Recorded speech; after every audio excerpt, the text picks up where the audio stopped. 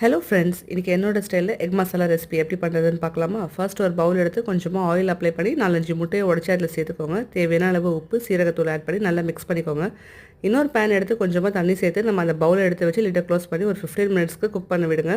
நல்லா முட்டையெல்லாம் வெந்த பிறகு எடுத்து நல்லா க்யூபாக கட் பண்ணி எடுத்து வச்சுக்கோங்க.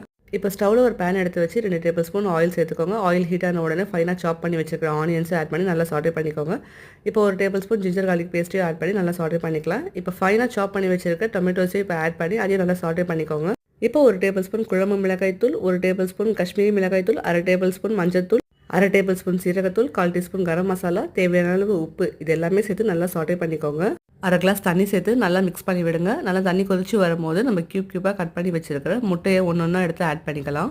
மசாலாவையும் முட்டையும் நல்லா மிக்ஸ் பண்ணிவிட்டு ஃபைனலாக கார்னிஷிங்க்கு கொஞ்சமாக கொத்தமல்லியில தூவி சர்வ் பண்ணி பாருங்கள். இது சப்பாத்தி ரைஸ் கூடலாம் சூப்பராக இருக்கும். இந்த ரெசிபி பிடிச்சிருந்தா சேனலை சப்ஸ்கிரைப் அண்ட் லைக் பண்ணிக்கோங்க. பாய்.